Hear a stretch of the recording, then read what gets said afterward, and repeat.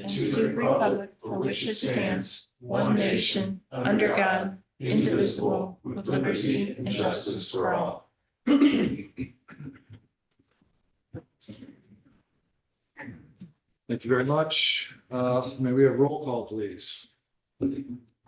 Mike Keenholz, Here. Levi Schrock, Steve Fisher, Cy Devaney, Here. Travis Stern, Here. Amy Kopke, here, Jeff Meister. We have a quorum. Thank you very much. First item on the agenda for tonight is approval of minutes from the meeting on January 15th, 2026. Everyone had a chance to review them. Any comments or discussion? Motion. Oh, go ahead. Motion that we approve the minutes. Second. Motion to second to approve the minutes from January 15th. All those in favor, please signify by saying aye. Aye. All those opposed? You're approved. Meeting announcements.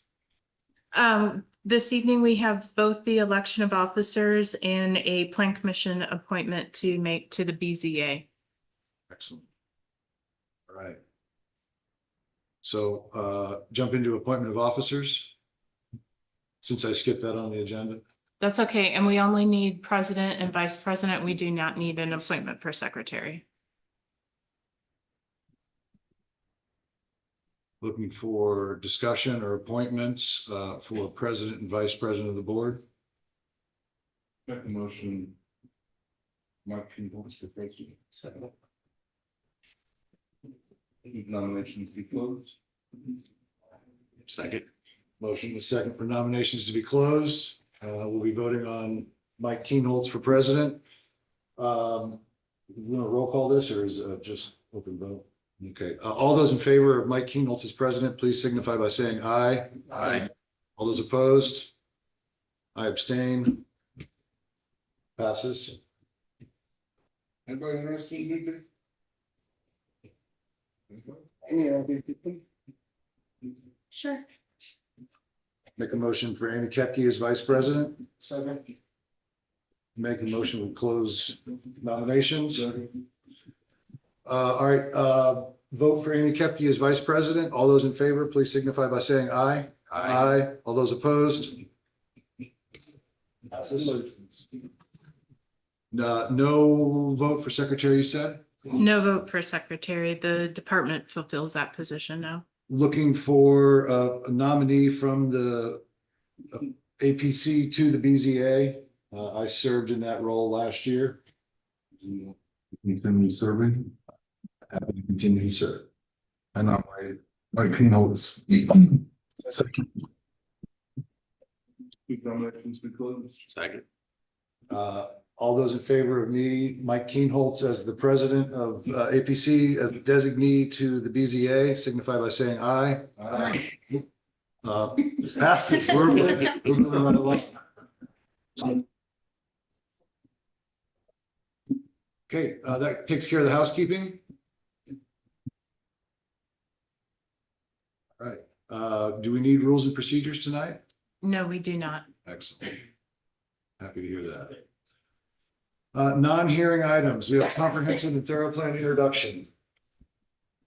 The comprehensive plan process started for the town of Sheridan approximately 12 months ago. A steering committee made up of residents and business owners was formed to lead the process.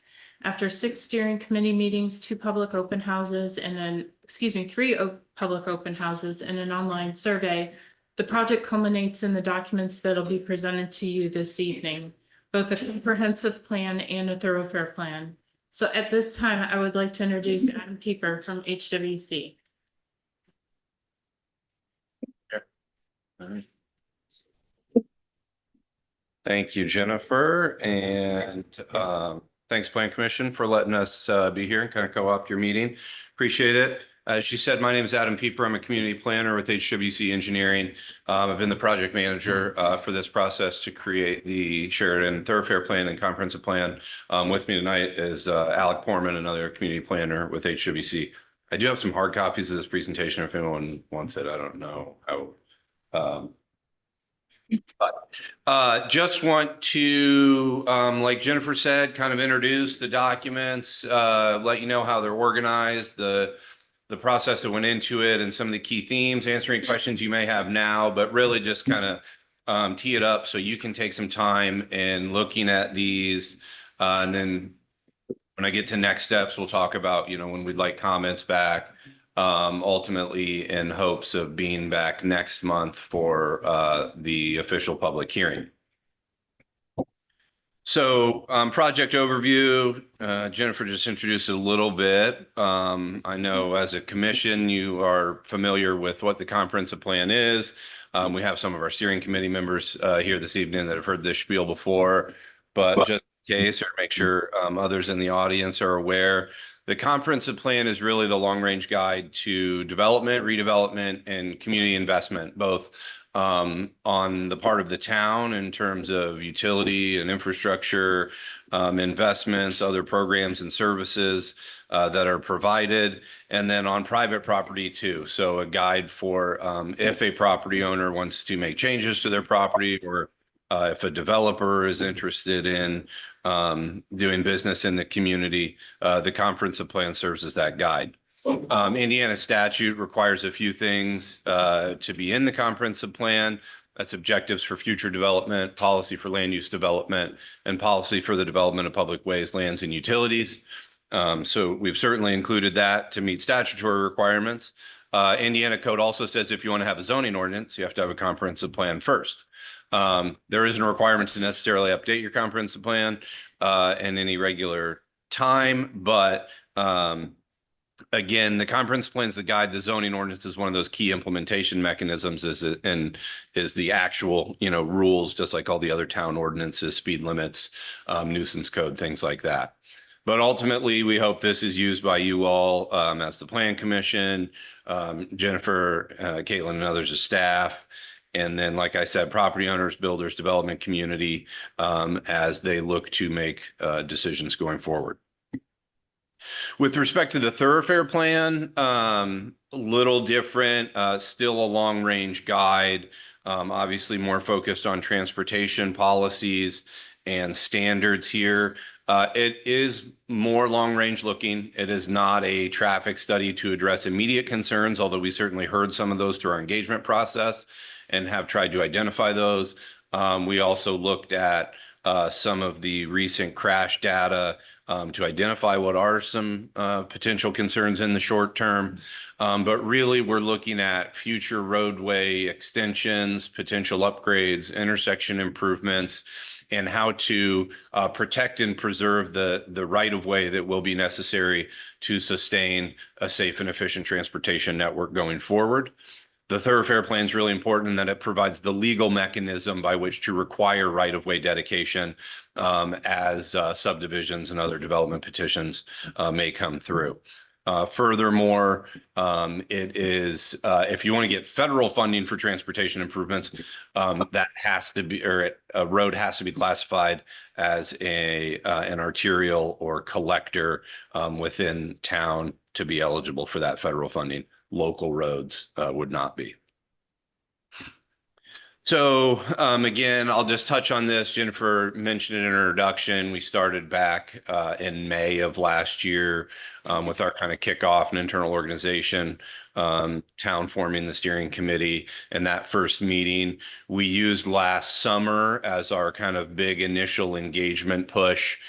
We created a project website, had the two public workshops, one in here and one at the Eakin Community Center. We had the online survey and interactive map. We conducted a series of stakeholder meetings, kind of more targeted invites around a number of different topics: agriculture, education, economic development, and then kind of synthesize that in an initial engagement report. Reviewed that with the steering committee and used that input as well as our other analysis to really work through and refine a series of goals and objectives. And then that led to ultimately drafting of these two plans. More recently, we did share initial drafts with the project steering committee and have made some revisions based on that. But again, these are draft documents, and we certainly expect them to change some more before adoption. Like I said, we'd like to be back in March for the public hearing, but ultimately, we've kind of run the process or timeline to this point, and now look to you and want to make sure as a commission you are comfortable with the recommendations in the plan. So if that needs to be continued or whatever we need to do to get there, we'll kind of look to you with respect to that now. So I'm going to let Alec run through some of the key comprehensive plan recommendations. I will just note, obviously, we were a little delayed in getting the updated drafts to you. I do apologize about that. I will also say, I think we've got a lot of comments addressed. Mike, I know we haven't adequately addressed all of your comments, so we will be making some more. Again, do want to continue and encourage input. Going forward now, we will track the program we use for these documents. It's not Word, so we can't do exactly a red line.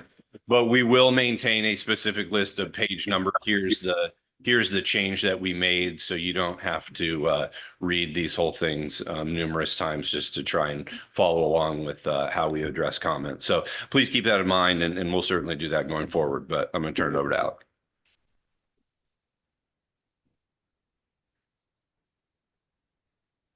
Like Adam said, I am Alec Portman, another one of the community planners that helped throughout this process. This evening, like you said, we're just going to do a brief run through of the chapters that are within the comprehensive plan. A little description under each chapter, maybe some key points of it, how it's relevant to this commission and to the town as a whole. And I'll say, while I like to keep these short, since there's 12 of them and we can quickly run hours and hours talking about this, keep it short for the sake of time. But if anyone up here has questions about a particular chapter and what's in it, the process behind it, why we have that chapter, anyone from out here, please speak up and we can get into it a little more.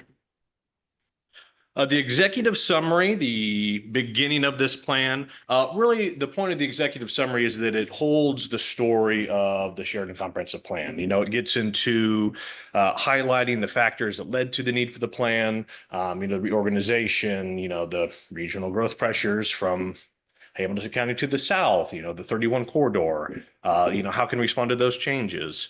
So really it dives into that and then gives the updated overall vision for the Sheridan community that was created throughout this process.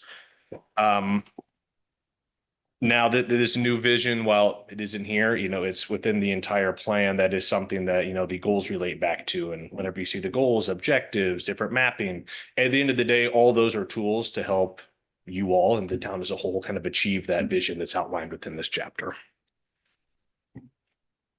Introduction and background.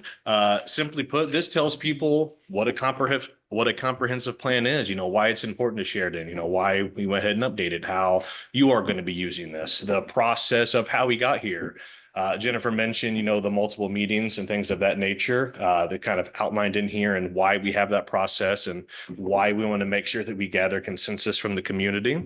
It also dives into Sheridan's history, not only the recent merger, but Sheridan's history before that and how we became community. And then a brief explanation of, our existing demographics and physical conditions. You all got reports of those earlier that were a little longer, a little more detailed, but wanted to condense it down because, we do have to start from that with who lives in Sheridan now, what's our built environment like, what are our roads and land uses and where people are working. So that's called within this chapter.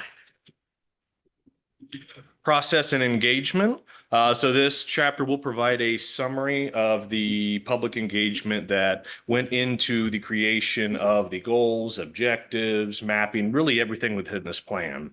It will have short summaries of all those events and then kind of key findings from those as well.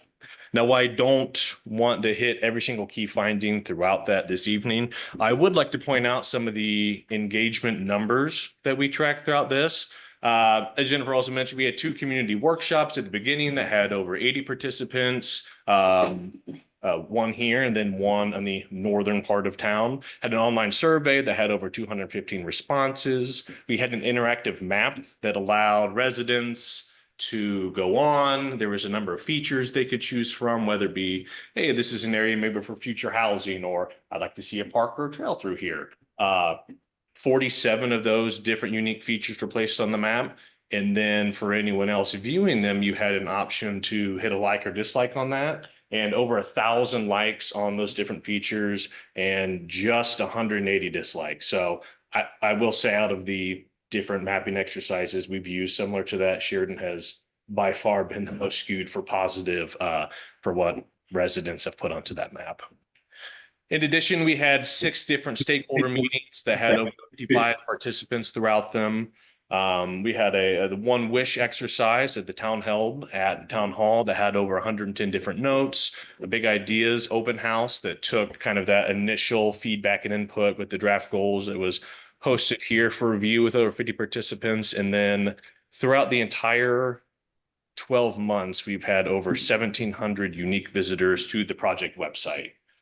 So that isn't just me going on multiple times to make sure that it looks correct. That's you all, that's people from outside the community, visitors, you know, phones, computers, whatever that might be. So a really good number to see.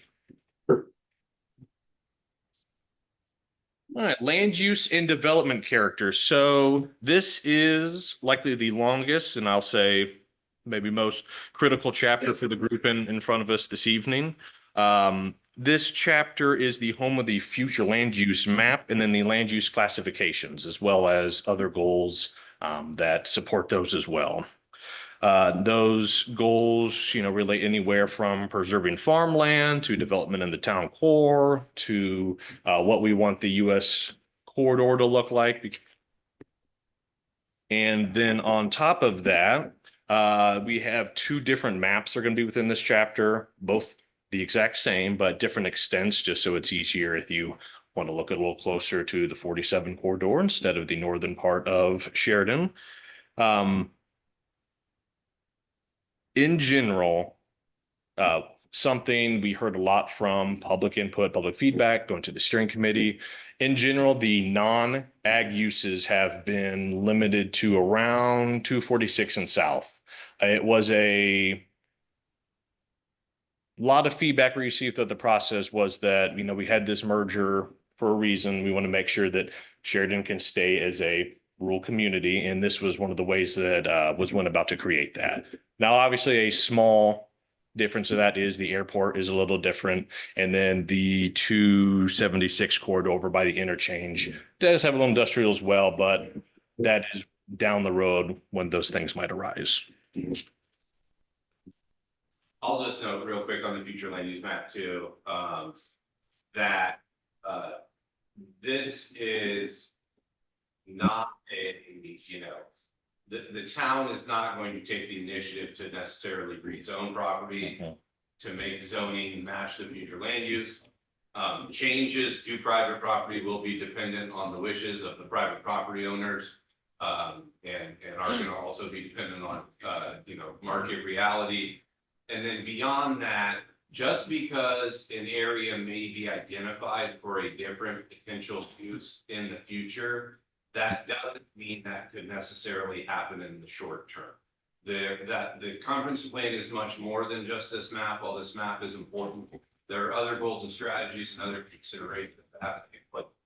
Are there sufficient utilities to support that development? Is there an adequate transportation network adjacent to or in close proximity to support that development? And if not, you know, that ground not supporting the rezoning, even if maybe the proposal would align with the future land use map.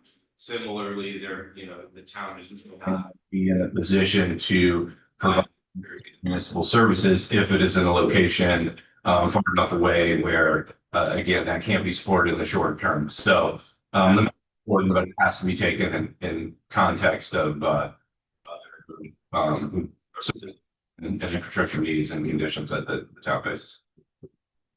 Another layer to that, what Adam just mentioned, would be the land use classifications that are after this. So these are going to be the descriptions of all the different land uses and colors that we just saw on that map. They have descriptions of kind of character for each of these uses, whether it be they're like a single family residential or mixed use here, you know, along Main Street, kind of what that character should be and how things should look.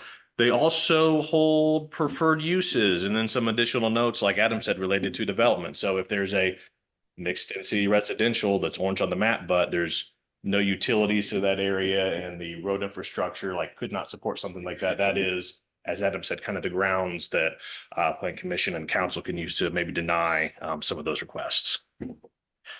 Also, similar to what Adam had pointed out, it is important that these classifications are not the same thing that you would see within Sheridan zoning ordinance, the subdivision ordinance. You know, while we do identify some uses in here, they are much more aligned with, you know, what we want the character of these kind of to look like. You know, whether it be, you know, general, you know, density or building types, and not necessarily those more specific things such as setbacks and, you know, how far, you know, driveways need to be apart from each other. And like a very detailed set of uses allowed, permitted, and not. So certainly something that can influence zoning in the future, but not zoning in of itself.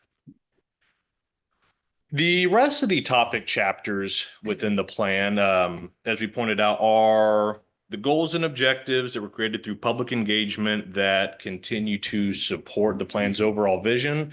And as Adam said, support decisions made here on, you know, those changes, those land use requests, development that comes up, you know, even where we should apply grant funding and things like that comes to the town, kind of the guide for how can we accomplish the general vision of this plan. First one of those, agriculture. I'll just briefly point out one or two things on each of these. In general, for agriculture, it's the idea that, you know, we want Northern Sheridan to remain rural and agricultural in nature. And if that means leaving some things alone, that's great. But, you know, there's also a case to be made that farmland doesn't remain farmland if you just sit and at a B, you have to put in work to continue to make sure it's viable and we continue the industry. So looking for, you know, those supporting things that can help farmers and ag in the future. Transportation. This one is going to have a lot to do with, you know, the town making a capital improvements plan that outlines different projects for infrastructure in the future. It is also going to reference the thoroughfare plan, which Adam will address in a few minutes. As well as get to things like bicycle and pedestrian master planning, what to do with this amazing asset of the trail going through the middle of town, and other things of that nature. Economic development, you know, we want to hit on that we do want to grow the small business community in Sheridan, not only in the town core, but elsewhere throughout Sheridan's limits. But also 31 is there. We have highways coming through, so we want to make sure that anything that does come in, it is helping Sheridan as a whole. You know, it isn't just we're putting it next to the interchange for the sake of it. We make sure the things that come in support not only, you know, the goals of the community and the diversification of tax base, but also that they do fit the character of what we want Sheridan to become. Housing, a hot topic everywhere in northern Hamilton County, for better or for worse. This chapter, you know, we talk a lot about, you know, how we can start addressing, you know, a range of housing options. How can we maintain housing affordability, strengthening established neighborhoods? You know, it's not just new unbuilt developments that are important. It's the existing neighborhoods that are here. You know, how can we continue to make sure that those flourish and they continue to support lifelong residents and new residents? Public facilities and services. This talks a lot about different utility coordination, private, as well as, you know, how we can start putting in place like park impact fees as these neighborhoods do come in. How can the town get a little back from that to be able to create the public amenities that we want and demand? And then quality of life. So this is a fairly, you know, broad chapter, but it really gets to the idea that, you know, Sheridan is, you know, it's large area now, but it is a very unique community, and there's things that we want to preserve and that we don't want to get away from. And even if development is happening, there's ways that we can preserve that rural character. There is ways that we can make gathering spaces along the Monon and really highlight our gateways as people are entering the community.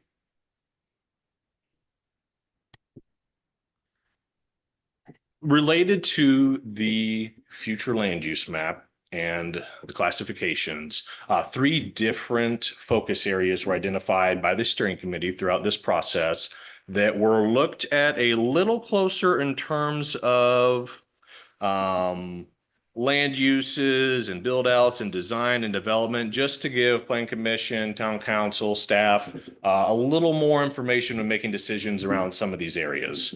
So the US 31 and 236th Street interchange was one of those. Main Street corridor was one, and then State Road 47 corridor, basically from county line to Main Street. And like I said, the idea that, we wanted to go into a little more detail to provide more information if requests or proposals do come before the town in these areas. Just briefly in general for each one, US and 31 and 236th Street, it is an interchange. We realize that there are going to be things that suggested here that do rely on that traffic, do rely on, the visibility and things of that nature. But not only is it an opportunity right next to the interchange itself for those, but also for the town going west of Dunbar as well. Whether that be, flex industrial space, whether that be hospitality, restaurants, retail, those kind of things that can rely on higher access and mobility.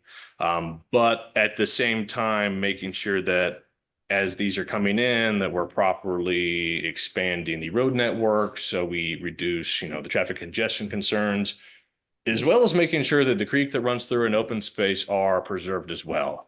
We don't want to build over what makes a rural community unique, and that is certainly its open space, water assets, and things of that nature. Main Street, the primary focus on Main Street for this sub area is how can we connect Monon to Main Street in a more sensible manner. At the same time, how can we start infilling? We have a streetscape that is compared to other communities across Indiana, it's full. You have businesses, it's thriving. It's just the idea that what's the next step that we can take to make Main Street that destination for people on the Monon, that destination for people to visit from outside of Sheridan, outside of Hamilton County, whether that be signage, whether that be using the grain elevators as a landmark, facade improvements, like what is that next step? And then finally, State Road 47. With the project going on along in this area, it's kind of the intention that slowly some incremental redevelopment will happen over time as these access improvements are made, extending 9th Street down, making sure that the streetscape sets are improved as well as the road, and then making sure that development that does occur here or is proposed for here is prepared for any additional changes that NDOT might make down the road. Final chapter of the document, implementation. This chapter really just gets into the idea of how are we going to use this plan? How's the Plan Commission going to use this document? How is Jennifer and planning staff going to use this? As well as explaining, when does this need to be updated next? This time it was because some pretty major things have happened in the past couple of years in Sheridan. But going forward, we want to make sure that you don't wait for the next massive event to go in and update this to make sure it's in line with what the community values. It talks about, when that should be updated, how the town measures that process and that progress on how we're completing things within the document. And then has a little description of the idea that, yes, a comprehensive plan is not a legal document of what a zoning ordinance might be, but those ordinances and updates that come in place are really the driver for accomplishing the goals and strategies of what's in this plan and what the community wants to see. With that, if no questions, I'll turn it back over to Adam to go through the. Okay, so this one's a little shorter. organized into these 5 chapters. Again, with the executive summary, our intent is to kind of tell the story of why this is important and why it's happening now, and framing the future. So it is a little repetitive with the comprehensive plan, but at the same time, we also understand some folks may be looking at the thoroughfare plan first or by itself, and not in the context of the comprehensive plan. So again, the growth pressures, the investments that have been made to the 31 corridor and elsewhere that are kind of pushing from the outside, as well as certainly increased residential or interest in residential growth and development in town.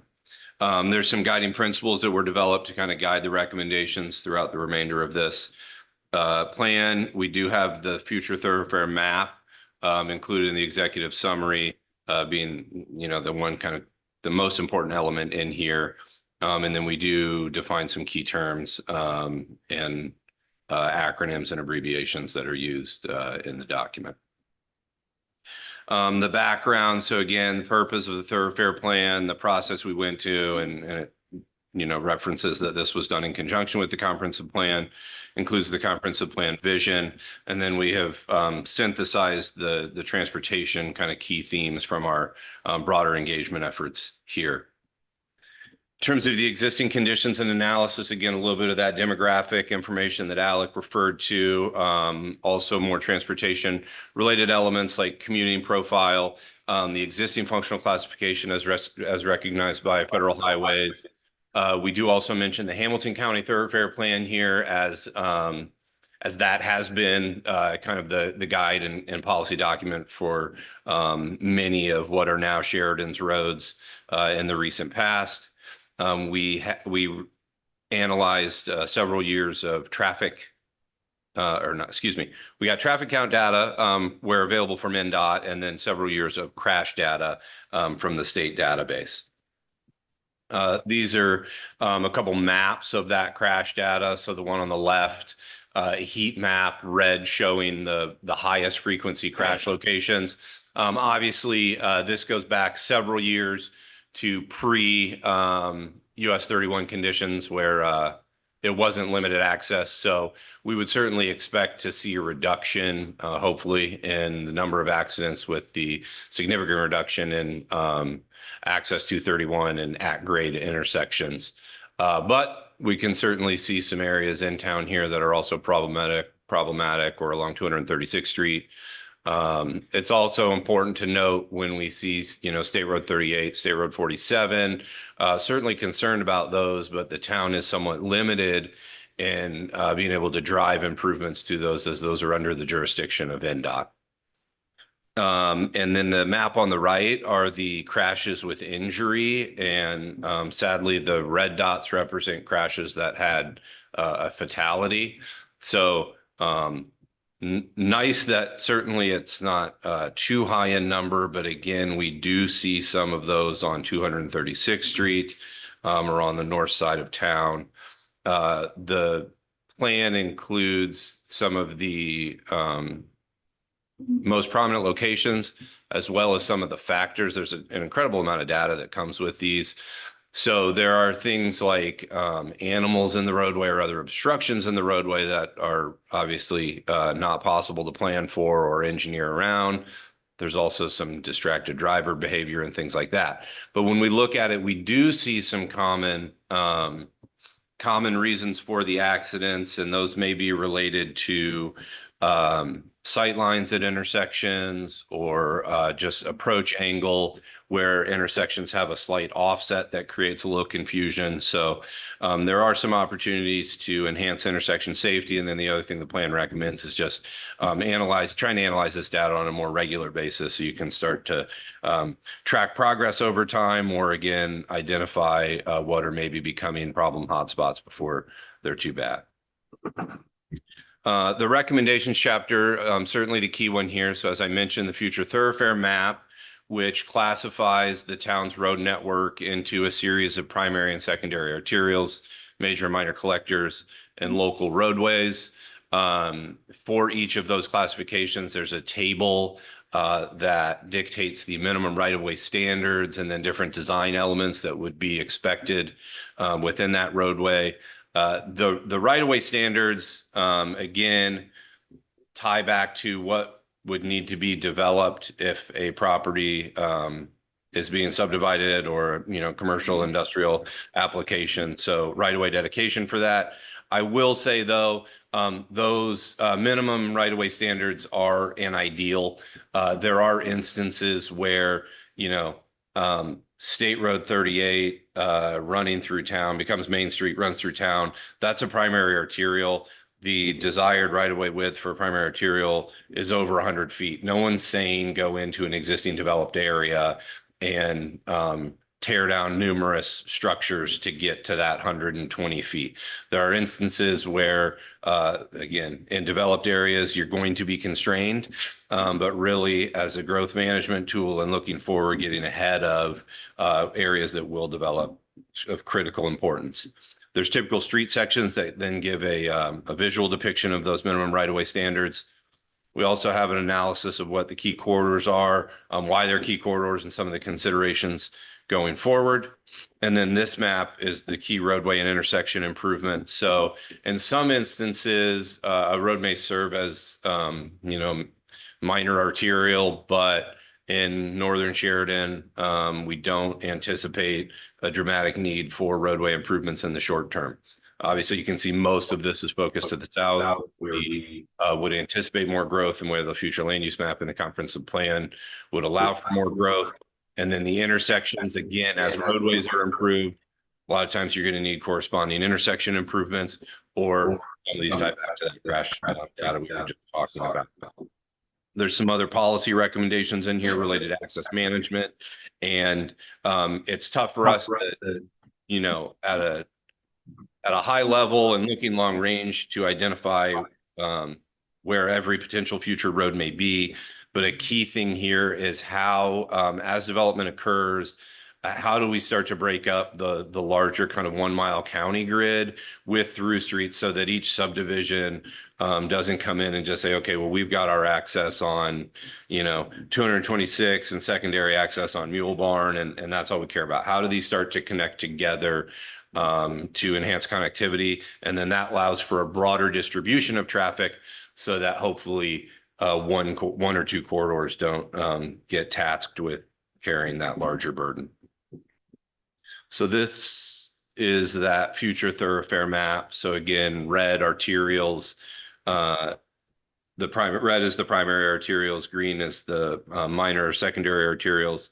Major collectors are kind of the purplish color and minor are yellow. A solid line means it's an existing roadway. A dashed line means it's a proposed roadway.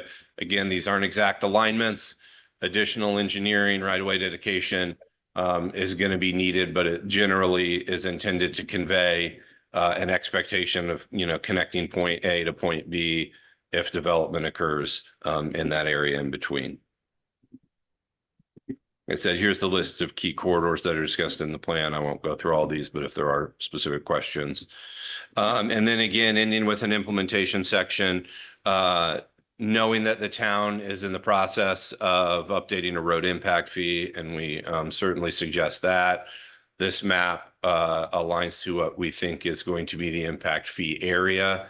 So this is where the more in-depth analysis will happen to identify the projects, specific projects, costs associated with those, and how that correlates to then a per trip impact fee. We also talk about traffic study requirements here. There's some different options that the town can pursue. Right now, the Unified Development Ordinance gives some leeway to the administrator, Jennifer, in terms of requiring a traffic study. One thing may just be putting the burden on the developer, saying a traffic study is required unless for some reason you can show that it isn't warranted. And then beyond that, there's models where the town may have an outside consultant who maintains a town-wide traffic model. And then as development is proposed, those developers pay for an analysis associated with their development, but instead of it being a kind of one-off or just specific to that, into this town-wide model, and can be really helpful in a growing community such as yourselves. We talk about State Road 38 relinquishment a little bit in here. I know this conversation's already been started by the town, but as an opportunity to better control your kind of vision or destiny for Main Street, and really specific to the segment of State Road 38 that runs through the town core. We wouldn't expect NDOT to relinquish south of 236th Street. So here we're talking about north of 236, probably to the county line. We also talk about the Indianapolis Metropolitan Planning Organization here, which is the regional transportation planning group, and how federal funds are funneled to transportation projects largely within the metro area. You just barely touch the MPO area right now. Their boundary is updated every 10 years with the census, and we would certainly anticipate that come 2030, you will be included in the MPO area. So kind of getting prepped for that. And then just, more broadly on some regional collaboration and partnerships with Westfield, Hamilton County, even looking into Boone County, certainly continuing with NDOT as we know, when you're driving down the road, your car doesn't really care where the municipal lines start and stop. So certainly regional collaboration is of utmost importance when we're looking at long-range transportation planning.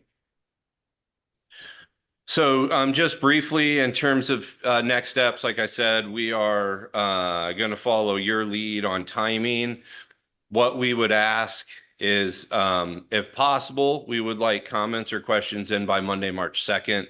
That gives us a week to address those follow-up questions. If there's something we need to take back to you as a group, Jennifer, even maybe our project steering committee, and get those ironed out before we would have another revised set of drafts out for March 9th.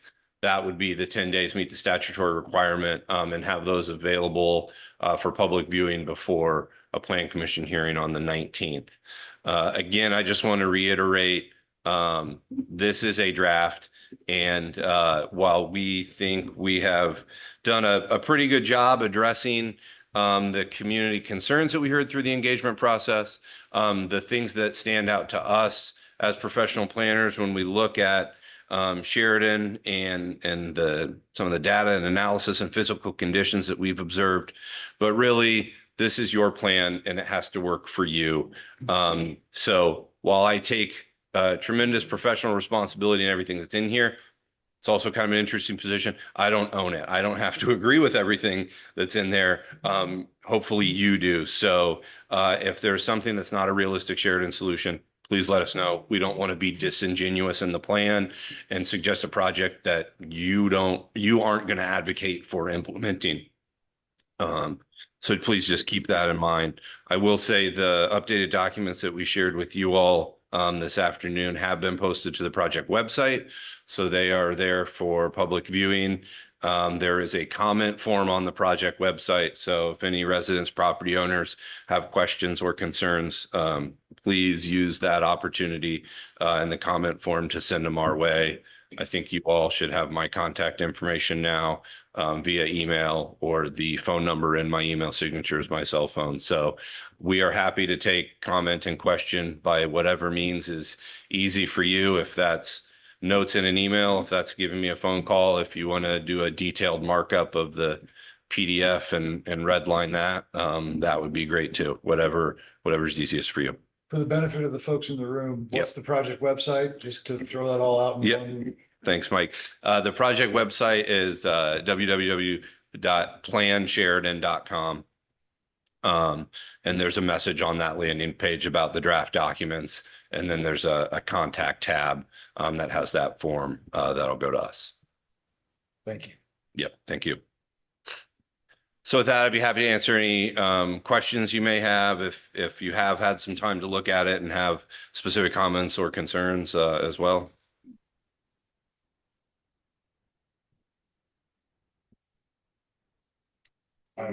So review it. I think we just got an hour before the meeting, so I had a lot of questions, but I wanted to filter through it. I did start on that you're using the word merger.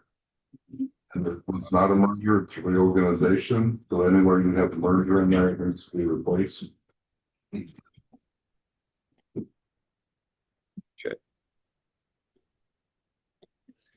One of the things I'm focused on as a member of the steering committee and a member of this board is the usability of this document for us as we go forward and consider cases looking forward. And one of the things that my big focus on has been generating something that's not just a expensive pile of paper. That's something that's going to be very useful to this board and the town in particular.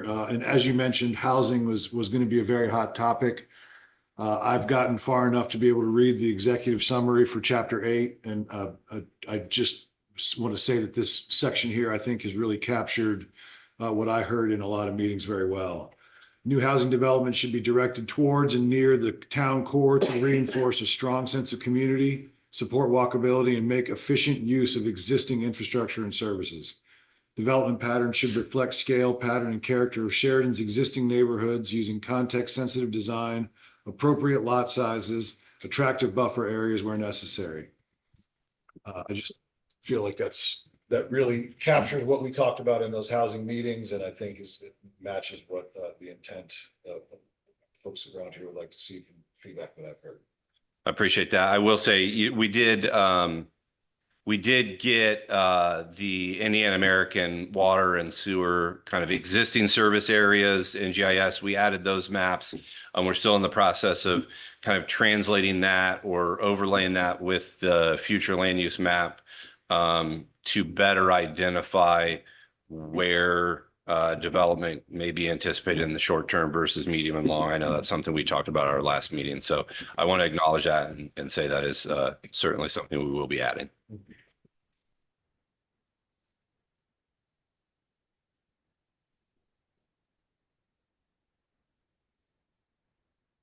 All right. So like I said, we're here to help you and please don't hesitate to reach out. Like I said, we'll certainly be tracking changes as we make them, so you don't have to read the whole thing again. But as much as we can get ironed out and addressed before next month's meeting, we would certainly like to. If there are some additional changes, obviously we can make those. And if it's something that we need to massage a little bit more, we would just look to your direction for that. Thank you. Yeah.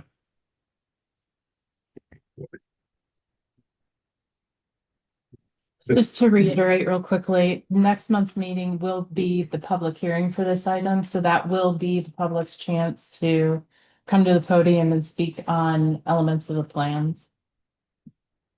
Between now and then and the dates I indicated above, anybody can go to the website, file a contact form there. That will be considered in the review as well. Thanks so much. Thank you. If we could, just clarification, when this comes before this board again and in its final form, that assuming we're ready to pass it, this board will be making a recommendation to the town council for final consideration and approval. Is that correct? Correct. Great. Any other questions or discussion up here? Okay. Anything not related to the comp or thoroughfare plan that we haven't discussed? Not this. Anybody from the board? No, sir. Motions that we'd like to make. Motion and a second to adjourn. All those in favor, please signify by saying aye. Aye. All those opposed? We're adjourned. Thank you very much.